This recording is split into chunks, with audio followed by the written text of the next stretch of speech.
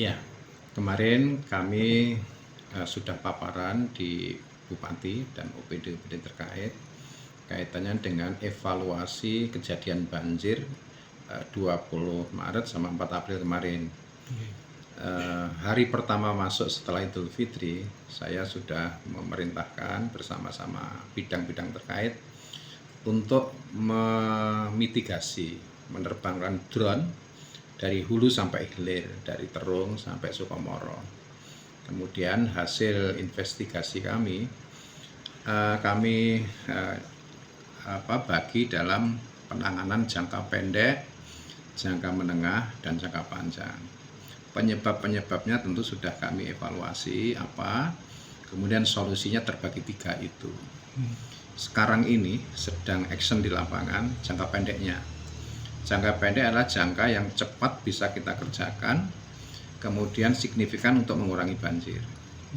Jangka menengahnya tentu harus memerlukan perencanaan, anggaran, dan jangka panjangnya memikirkan ke depan 10 tahun kemudian, 50 tahun kemudian bagaimana banjir ini tidak semakin besar. Nah, jangka pendek yang sudah kami lakukan adalah normalisasi saluran-saluran yang terjadi penyempitan, pendangkalan, dengan menggunakan alat-alat kami yang ada di PU, ada 2 ekskavator, di Bina Marga ada 1, di SDA ada 1, yang sekarang sudah action di lapangan, bekerja sama dengan pihak kecamatan, kelurahan, dan masyarakat di sekitar kiri kanan jalan. Karena saluran itu selain dikeruk harus dilebarkan. Nah, melebarkan saluran itu pasti juga bersinggungan dengan lahan-lahan milik para petani. Kemarin sudah kami sosialisasi dan alhamdulillah terima kasih para petani juga sudah sangat membantu. Sekarang sedang berjalan di lapangan. Di sekitar ke barat sampai ke Samsat ini sudah kita normalisasi. Jalur-jalur yang parah gimana, Pak? Yang parah jelas di depan Samsat yang kelihatan sangat besar ya.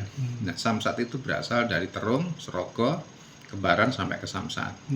Sampai ke Sukomoro kemarin kan juga ikut banjir. Itu airnya dari sini semua ke sana ke bawah, semakin ke bawah semakin besar.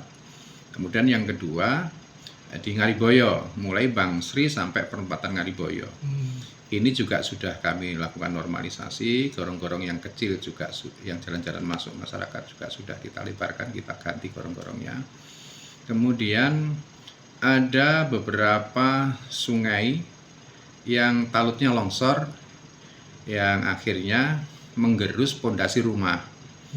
Ada sebagian di Jalan Jambu, belakangnya Apotek Asia Baru, kemudian di depannya Dr. Wisnu. Itu juga sedang kita proses untuk penanganan menggunakan material-material yang kami siapkan di PU untuk bisa nanti segera dikerjakan secara swadaya dan swakelola oleh Dinas PUPR agar ini cepat prosesnya. Kalau nanti menunggu anggaran berikutnya masih perlu pembahasan dan sebagainya, hal-hal yang perlu cepat penanganan ini kami upayakan dengan ketersediaan yang ada untuk bisa kita tangani. Padahal sudah ada embung Terung, Pak, ya yang di. Iya, embung Terung kemarin saya sampaikan.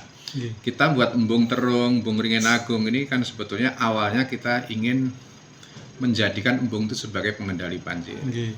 Metode operasional embung untuk pengendali banjir itu setelah embungnya penuh air, mestinya kan dikurangi lagi airnya, dikurangi lagi supaya nanti ketika hujan bisa menampung air lagi.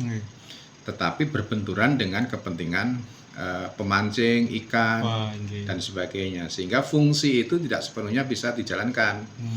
Nah, ini kan perlu kesadaran dari semua lini, karena banjir itu banyak disebabkan oleh beberapa faktor. Kita sudah berupaya, tetapi ketika nanti tidak bisa operasional optimal seperti embung tadi, ya tentu akhirnya kan fungsinya tidak bisa optimal.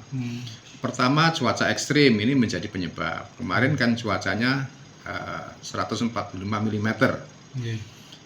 145 mm itu artinya dalam 1 meter persegi, gampangnya kita supaya orang awam tahu, dalam 1 meter persegi air yang turun itu sebanyak 145 liter. Kalau di Terung itu area tada hujannya 300 hektar misalnya, berarti yang turun di area tada hujan yang menuju Samsat itu kan sekitar hampir 400.000 meter kubik yang mengalir ke sana Iya. hujan itu. Jadi kalau kategori 145 mm itu sudah kategori curah hujan yang sangat tinggi. Kalau di atas 150 itu cuacanya ekstrim. Iya. Ini kemarin itu termasuk sangat tinggi.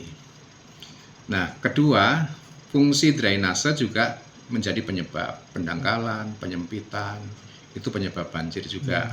Yang ketiga, kultur masyarakat, sampah, menyempitkan saluran dengan pondasi, besok salurannya disempitkan. Ini bagian juga dari kultur masyarakat yang juga harus sama-sama bisa mengatasi banjir ini. Penyebab banjir hal-hal semacam itu yang harus bisa kita atasi bersama-sama. Artinya untuk penanganan jangka pendek sudah berjalan Pak ya? Ya jangka pendek sedang berjalan sekarang. Saya targetkan 2 minggu belakang Samsat itu nanti bisa selesai dinormalisasi. Gitu. Ya.